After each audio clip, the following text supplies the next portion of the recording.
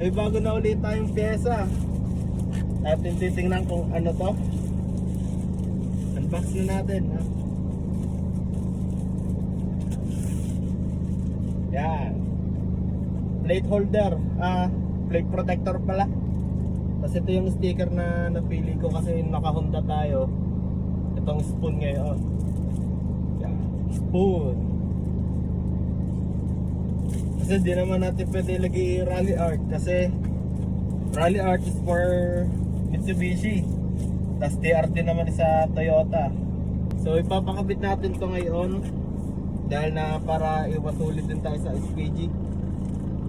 Nadala eh. Ayan, din nga pala ako sa DC Audio sa San Pascual, Batangas. Dito kasi natin ipakakabit yung plate cover na binili natin sa Shopee Budol.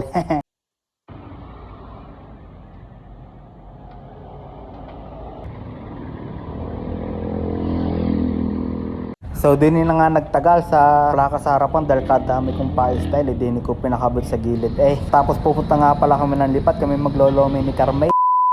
Ten ten ten ten ten ten tiriring. Kinaano mo na agad na para ano sa hindi naman siya mahirapan.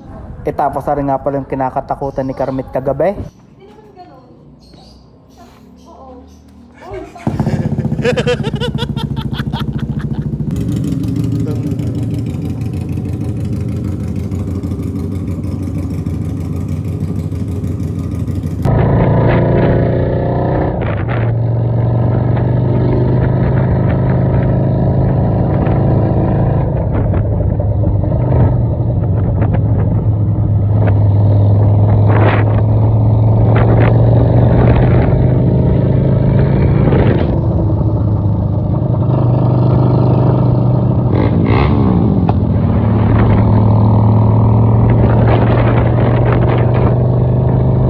Tapos sa ringat, sarado pala din sa aming lumiang pupuntahan. So lumiang sa laba, kaya kami uuwi na ulit kina Carmay.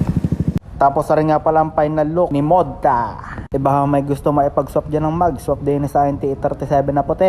Abay, abangan nyo ulit ang aking sunod na vlog. Paalam. Ulan ng tinulugang kamalayang pagmulat ay binubulag. Kaagaran niyang tupa na inutusan sa malayang pastulan. Nagsisunod sa kaganapan ng Diyos amang niluhuran. Nagdasalan takot na ay dinulog sa kataasan. Bagkos kalma tinugon at kamalasang pagod na ang nilunod sa